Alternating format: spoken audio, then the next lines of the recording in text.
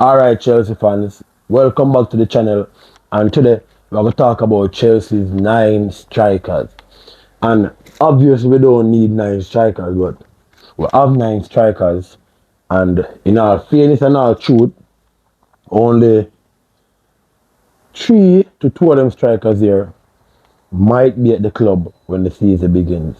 Especially when you have rumors like Ballon, he's being monitored by Chelsea. I don't know why. He only scored 13 goals in the Bush League. Bush League mean a very small league. That's not good.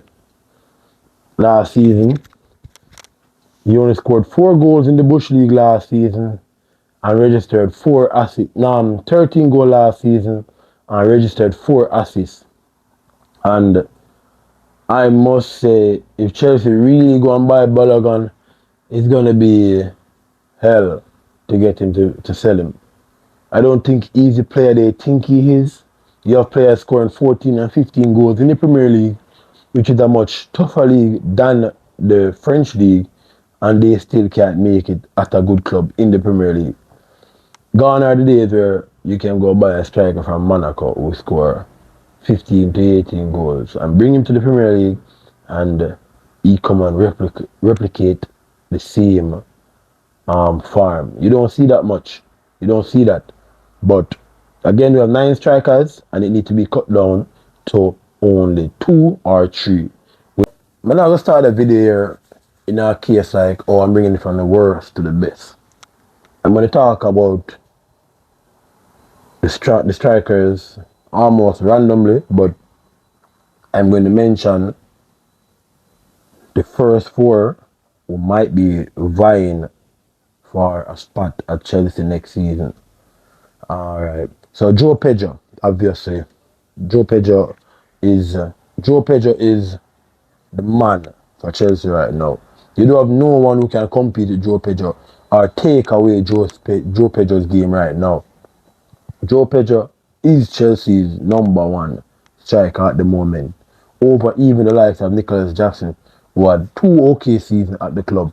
But Joe Pedro, 15 goals, 4 assists last year in the Premier League in 35 games, mostly a substitution. He didn't even have the trust of Maresca. Maresca didn't trust Joe Pedro.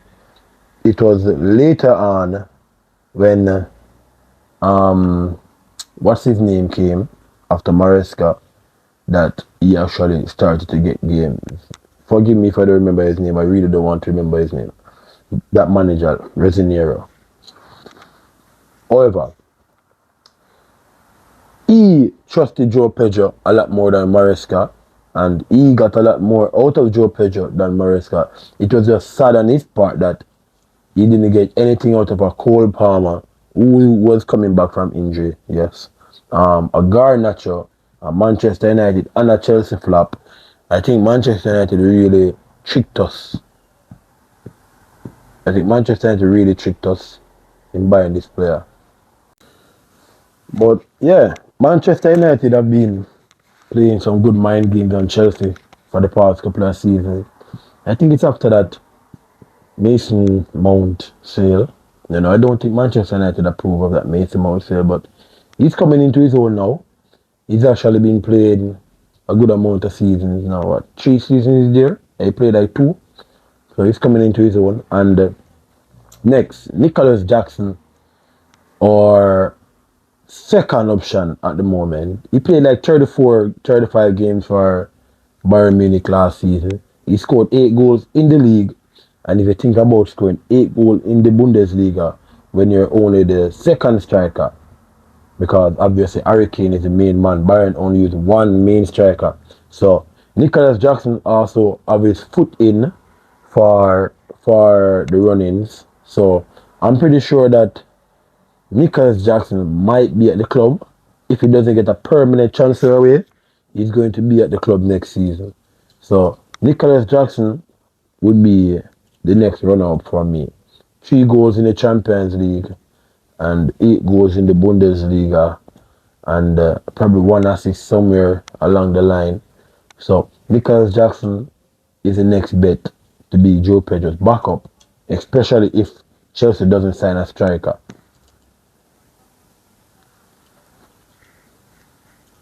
And then this takes us to Emmanuel Emega. Alright, good little young striker. Obviously, he's in the French league, playing for Strasbourg, Chelsea's affiliate. I'm unsure about this player. I don't know what he has to offer to Chelsea. And if his stats are anything to go by, he's played like three seasons in League One for Strasbourg, and he have a total of probably 32, 31 goals, and I'm not sure about this striker. You might hear 30 plus goals and be like, yeah, 30 plus goals, wow. Yeah. Obviously, this is in 100 plus appearances, but mega. I think this is a striker who needs his chance at Chelsea. I'm not sure what he has to offer. I don't think he's going to sit on the bench for the entire season watching Joe Pedro or Nicholas Jackson play a lot of games above him or over him or in front of him, but Mega is a good little striker. I think he could get a chance at Chelsea if the owners see fit. But Chelsea is that type of club. We tend to sell the players who are good and keep the ones who aren't good. But Emega, good striker. Last season wasn't so good for him. I think he only scored 4 goals last season, 1 assist in 10 matches. So hopefully he'll be back up and running this season. And the season before that, he played 27 games and he scored 14 goals and had like 6 assists. However, I think he deserves his chance, and we'll see what happens. Over Jackson, no. Over Pedro, no. I wouldn't pick him over those players. But he could be a third striker. He could be in the team and be a solid third striker if we choose not to get a third or a preferred main striker over Joe Pedro and put Joe Pedro behind that striker. But if not, I think Chelsea should keep him and give him a real chance, a real chance. Nicholas Jackson should be a player who think about going on the wing as well. Similar to what Real Madrid is thinking about with Endrick. We have to facilitate these players. We can't just ship them out every season and detach them from the club. You understand? So yeah, Emega, good player. He deserves his chance. I think he would score some goal in the Premier League. We have to wait and see though. And this takes us now to a Delap. I don't think Chelsea is the club for a Delap. I think he's out of his depth. He literally drowned last season. Nothing to show for 28 games. So I think Delap might be on his way out or should be on his way out.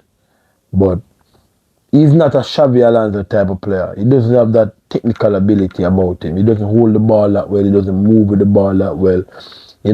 He doesn't pick a pass. He doesn't come back and help the team the way you think he should help the team. So for me, Delap got to go.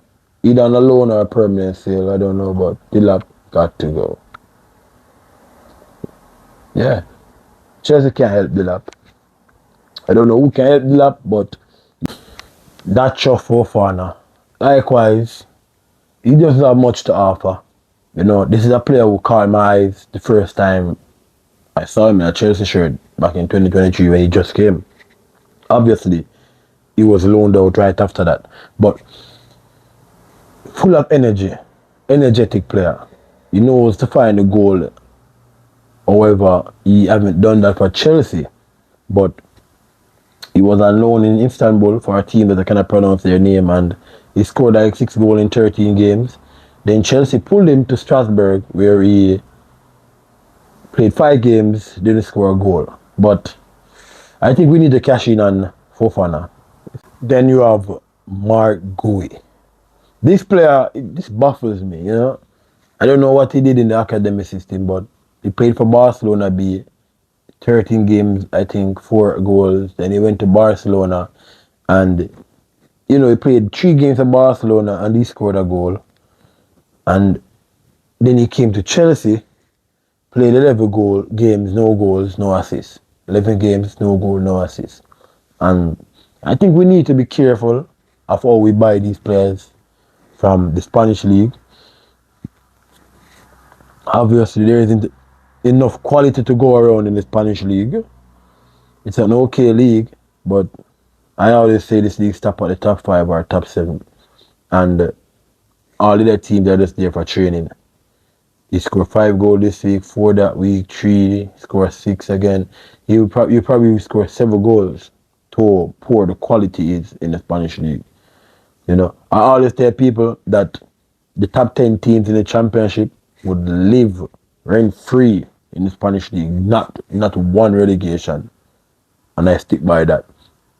We always get these players from the Spanish league and they're not good. A lot of these players come from the Spanish league, they're not good. They can't take the physicality of the Premier League. You understand? That's why tournaments like the World Cup is the only time a lot of these players get really roughed up. And obviously they are protected because they know to drop and roll and scream like girls. But for me, Mark Gui, loan, sale. Then David Washington, the young Brazilian. I don't know what to say about this player. We got him from Santos, we sent him back to Santos. He scored no goals, he gave no assists. And that's it for him last season in like 23 games. Washington played like 23 games last season for Santos. Zero impact. It's like he wasn't even there. And then we're back to our new signing, 17-year-old wonder kid.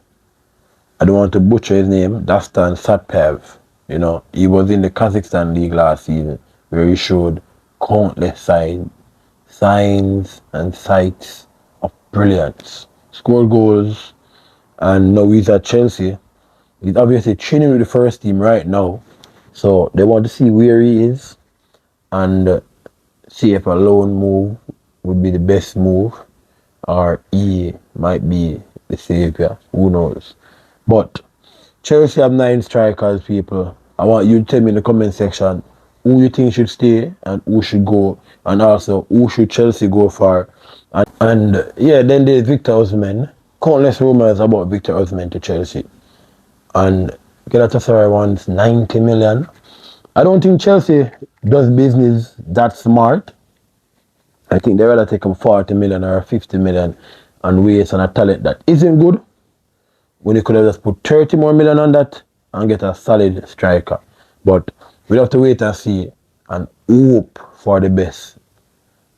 Remember to subscribe and again, remember to comment who should stay in and who should go. I'm out.